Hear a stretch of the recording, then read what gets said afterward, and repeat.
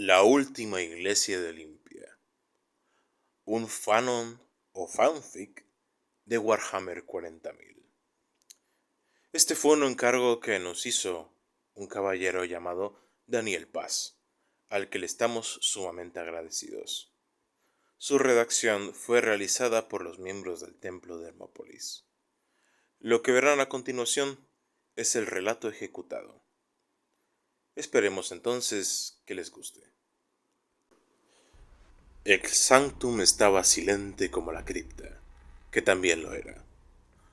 Una solitaria sacerdotisa estaba arrodillada frente a una bella estatua de mármol. Una efigie de una mujer portando una antorcha en su mano izquierda, mientras su mano derecha, con sus dedos índice y medio entreabiertos hacia adelante, sus dedos corazón y meñique a medio levantarse, se extendía desde arriba en un gesto triunfal, impartiendo bendiciones en su logro, mientras que la luz entraba desde un gran ventanal hacia el oeste, donde el sol caía en las noches. Su manufactura era soberbia. Pareciese que, en cualquier momento, la estatua cobraría vida y avanzaría, pues tal era el arte con el que había sido hecha. «¡Oh, madre! ¡Madre!», rogaba contrita. «Escucha a tus hijos en esta hora». La ciudad se había rendido ante el ejército conquistador y podía escuchar cómo demolían las murallas, echaban a tierra los torreones, mientras que los vencidos entregaban vastas sumas de dinero, arte y bastimentos a los triunfadores.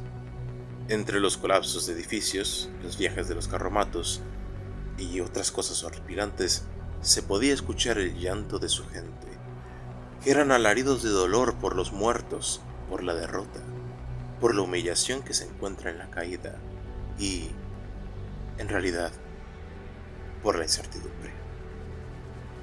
Las grandes puertas de la catedral se abrieron con un sonoro chirrido de las bisagras, dando lugar al sonido de pasos brindados.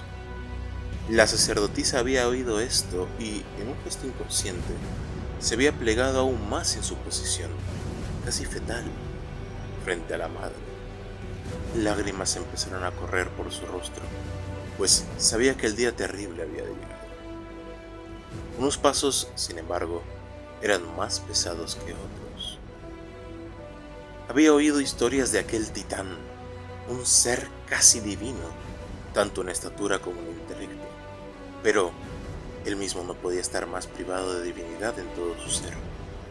No podía estar más negado de las virtudes teologales, y aún así conseguía impartir terror y asombro a partes iguales. Su nombre, Perturabo. Como una pesadilla se había levantado entre el estupor de las gentes, imponiendo la hegemonía de locos. Perturabo había entrado en la iglesia y observaba con interés la arquitectura de la misma. La gente lo conocía y le temía por su despiadado intelecto, su profunda comprensión de la guerra y su irreductible convicción para la victoria, por lo que sabía que ésta tendía a pensar en él como un señor de la guerra desinteresado en la belleza del mundo que lo rodeaba. La verdad es que no era así, pero era algo que se reservaba para sí mismo. El arte, en particular, de la catedral era bello, lleno de simbolismos místicos y vulgares por igual. A cada lado en las paredes, altas ventanas permitían la entrada de la luz al este y al oeste, haciendo que la nave central del edificio siempre estuviera iluminada. Al pie de las paredes, sus sagaces ojos distinguían lápidas individuales. Por encima de estas estaban los frescos y esculturas. Los primeros mostraban las escenas del libro sagrado de la religión, con su madre iluminando el mundo y descendiendo al abismo, mientras que las esculturas representaban a los mecenas de la iglesia, santos y personajes importantes. ¿De qué sirve un ídolo tallado por la mano de los hombres? ¿O un ídolo fundido en la fragua que te engaña? Empezó a recitar Perturabo un pasaje de un libro sagrado muy antiguo. Su voz era profunda, resonando en las paredes del templo y tenía un timbre que le daba el aire de que aunque te viera tranquilo, podría estallar en ira, como si estuviera apenas conteniéndose. ¡Cuánta necedad es confiar en la obra de los hombres! Dioses que ni siquiera pueden hablar. ¡Oh, cuánta aflicción nos aguarda a quienes dicen a los ídolos de madera, de hierro, de bronce o de piedra: ¡levantaos y sed nuestra salvación! La sacerdotisa tornó su rostro para ver quién hablaba, asombrándose en que cómo las leyendas y rumores ni siquiera se asemejaban, no hacían justicia al hombre en persona. Era alto, tanto que parecía a él mismo una estatua, como la escultura de la madre, que rondaba los 4 metros. Su rostro era duro pero bien proporcionado, con una nariz aguileña, pómulos elevados, labios bien delineados y cejas bien definidas. Poseía una abundante melena y barba negras como la noche, dándole un aspecto regio, como, al final del día, el conquistador que era. A imágenes de piedra, mudas e inmóviles decís: levantaos y enseñadnos, seguía recitando imperturbable. ¿Podría deciros un ídolo qué hacer? Aunque los cubran de oro y plata, están muertos. No tienen vida. Pero el Señor en su santo templo está. Que toda la tierra guarde silencio ante su presencia.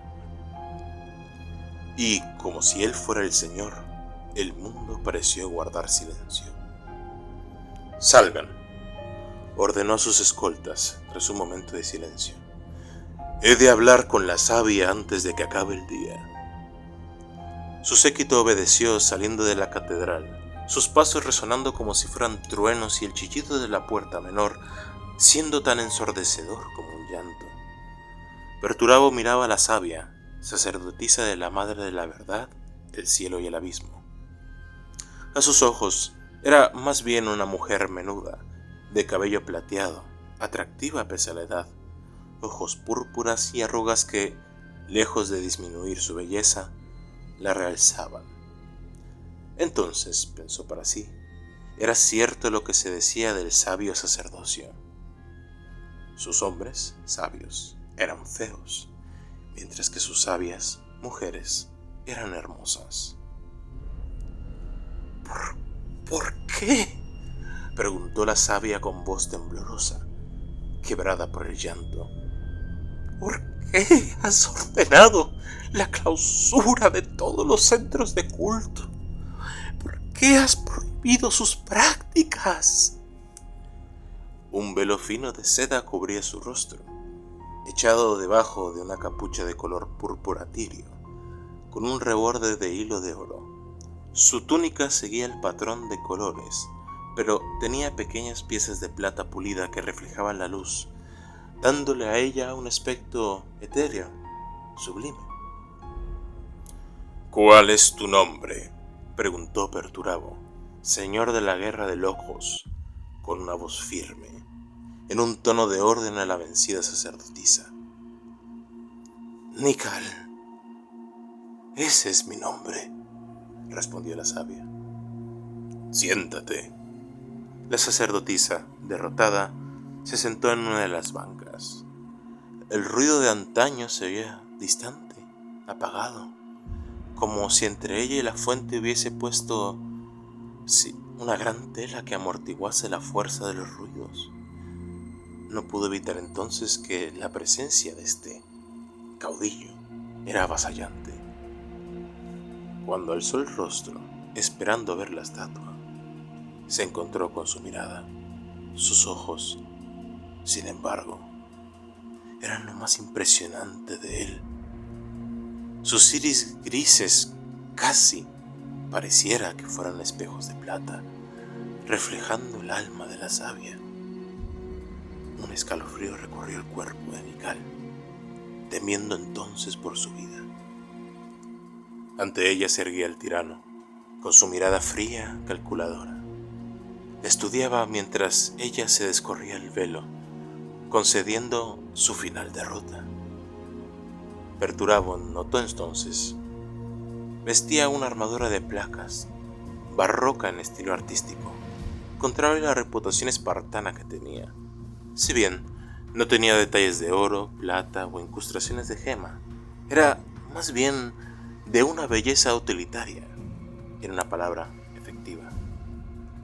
Su postura era relajada y sostenía un martillo de guerra a modo de bastón que, comparado con el tamaño inhumano de su vencedor, tenía una cabeza más bien pequeña, pero a ella, como ser humano, le resultaba grande.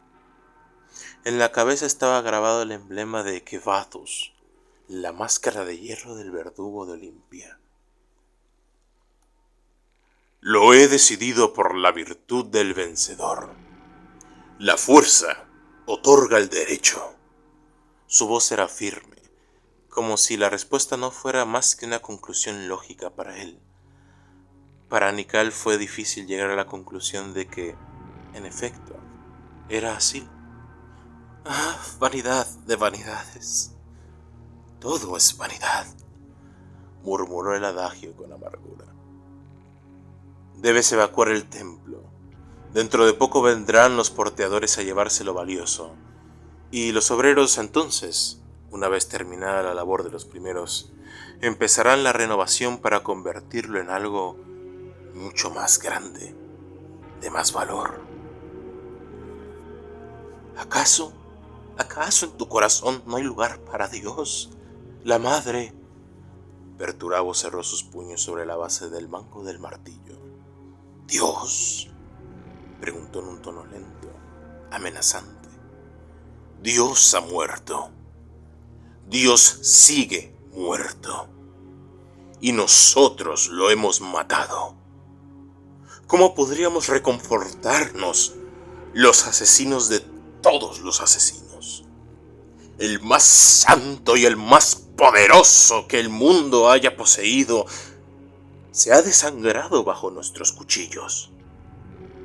¿Quién limpiará esta sangre de nosotros? ¿Qué agua nos purificará? ¿Qué rito expiatorio, qué juegos sagrados deberíamos inventar? Nikal, ¿no es la grandeza de este hecho demasiado grande para nosotros? Dime, ¿debemos aparecer dignos de ella? Perturabo, sin embargo, la miraba con frialdad. Exhaló con suavidad como si hubiera esperado otra reacción de Nikal, y ella no pudo sentir más que una enorme vergüenza en sí misma. Y sin embargo, la muerte de él es el portal a una nueva divinidad, librada de las constricciones del amo y el esclavo. Un superhumano. Dios no está muerto, respondió ella, desafiante. Dios no puede morir, porque el concepto sobrepasa a los seres humanos, sobrepasa todo entendimiento, toda comprensión. Es una fuerza que vive en todos. Es una grandeza inherente que no puede ser reprimida. La moral que llamas con tanta amargura, la del amo y el esclavo, no es otra sino la verdadera forma de vida, llena de nobleza, de compasión, que no puede morir. ¿Y qué ha pasado ahora?, interrumpió, mostrando una extraña diversión, señalando fuera del templo. Tu Dios ha sido vencida, su verdad revelada como falsa.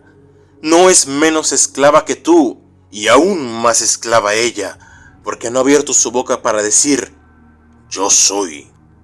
Si tan piadosa eres, debes seguir a la caída de tu deidad en la esclavitud de tan buen grado como ella. El rostro de Nikal se enrojeció. Ira, tristeza, frustración y oprobio caían sobre ella. Alzó la vista, no para mirar al opresor que ante ella se erguía, triunfante, sino para divisar a su madre. Él notó eso y miró de refilón a la estatua. Su gesto frío no cambió. Tan solo se limitó a devolver su mirada a la sabia, con aún más pesadez. Aún la muerte puede ser superada, pues ella misma puede morir. La muerte, sin embargo, no es el final de las cosas, sino un tiempo que se halla entre ciclos, antes de que el cadáver nazca y por lo tanto dé a luz lo que ha ocurrido y lo que ha de ocurrir, pues de entre sus entrañas se levantan cosas nuevas y maravillosas. Tal es, oh poderoso Señor, la fuerza de lo divino. Perturabo, señor del hierro y martillo de Olimpia, la miró, impretérrito. Dime, ¿has visto a tu diosa? ¿Has podido vislumbrar la verdadera divinidad? La pregunta, aun sin las risas o sin mayor gesto, quedaba claro que era en tono de burla. Sí, respondió la sabia, la he visto en mí, la he visto en sus fieles, la he visto en los misterios y el conocimiento. Ella me ha iluminado en mis momentos más oscuros, más amargos, pues ella es luz y abismo a la vez. Perturabo no mutó su rostro. Pareciera que, fuera de aquella risa burlona, no tuviera emoción humana alguna, e incluso las emociones que llegaba a manifestar fueran tan solo una fachada. Tan parecido era a las estatuas, tan privado de empatía que mostrar. El tirano reflexionó. Era el sol negro. Ella, toda su vida, había tenido un sueño recurrente en el que se hallaba frente al abismo. Este le devolvía la mirada. Entonces se escuchaba el estruendo de trompetas y una voz, con un nuevo sol emergiendo en el horizonte. Uno negro como la obsidiana, con un aura de plata. El abismo se abría y un hombre de oro, brillante como el sol, salía y entraba de él, para finalmente irse a reunir con este sol negro. Durante todos esos años de su vida, lo interpretó como un signo de favor de su deidad, pues bien era cierto que ella poseía la visión, la capacidad de ver los corazones de los seres humanos e interpretarlos de tal arte que era como si leyese sus almas. Entonces era considerada como la encarnación de la madre. En ese momento, sin embargo, y muy a su pesar, se dio cuenta que ese no era el significado del sueño. En sus ojos se dio cuenta que él veía lo que ella veía, pero su visión estaba turbada por el resentimiento. Ahora, tan solo un rescoldo, una simple tea ardiente, pero pronto se convertiría en una llama devoradora. Sintió un estremecimiento leve en el cuerpo y miró el martillo, pues entonces entendió, aquella cosa nunca había sido humana, y habló. ¿Ves la herida en el cielo, verdad? Esa será tu morada en el futuro. Sin embargo, has luchado contra nosotros y nos has vencido. Tú ahora eres el Señor y será tu voluntad. Sin embargo, recuerda, oh poderoso, que en tus manos está el poder de librar o oprimir. No me dices nada nuevo, comentó Perturabo. La sabia se levantó e inclinó ante el conquistador, pero también lo hacía porque la estatua quedaba bloqueada por Perturabo. Con un gran suspiro, se volvió a erguir. Ahora su regalia le parecía demasiado pesada, sus pies cansados, sus manos débiles y sus ojos ya enrojecidos por el llanto. Se nublaban, pues grande era el lamento por un mundo antiguo, mientras uno nuevo se levantaba de las cenizas del anterior. Oh, padres, hermanos e hijos, tú, Perturabo, serás devorador de ellos, pues tu hambre no conoce fin. Pero eso vendrá a ocurrir mucho después de mí. Perturabo la miró, sin inmutarse aparentemente. Levantó su mano izquierda y señaló la salida del templo. Sus delirios místicos como él los consideraba, sin el más mínimo efecto en su persona. Ese era el precio del vencido, que sus palabras sirvieran poco menos que los soplos en el viento. Vete, pues matarte es mostrarle compasión a quien no la merece. Caminarás, errante y extranjero, en una tierra que antes fue tuya, dijo a modo de condena. Lejos de la luz de tu Dios andarás, pues yo te he sacado de delante de ella y he apartado ese fuego. Camina pues, Mical, entre las tinieblas y sombras que tu deidad creó para ti. Mical, con pasos pesados, abandonó el templo sin mediar más palabra. Afuera le esperaban los soldados del conquistador, sus conciudadanos acurrucados los unos sobre los otros, mientras ejecutaban a los que se habían resistido a la rendición. Caminó, cruzando entre ellos con el corazón apesadumbrado, con rumbo a uno de los hospicios, pues debía entregar sus prendas suficientes como parte del tributo de Locos. Las lágrimas, en este periplo, no dejaban de recorrer su rostro. Una vez solo y completamente rodeado por la catedral, Perturabo encaró la estatua y la miró. La luz del atardecer le daba un aspecto etéreo y los fuegos, las demoliciones, así como otras partículas le conferían una extraña aura. Por un momento pensó en destruirla, pero ¿qué ganaría con ello? Así ha de ser, murmuró para sí mismo. Salió de la catedral y los soldados, al verlo, inclinaron la cabeza para luego entrar, seguidos de los porteadores y obreros, listos para extraer todo lo útil del edificio. Perturabo, el señor del hierro, vio los cuerpos de los irreductibles, colgados frente al palacio del tirano de la ciudad. El viento soplaba con gentileza desde el oeste, trayendo olores del campo, mientras alejaba los olores del fuego y la muerte. Esa había sido la última plaza de Olimpia, como un mundo, en resistirse a sus ejércitos. Miró al cielo y vio una estrella en el firmamento que, antes, no había estado allí.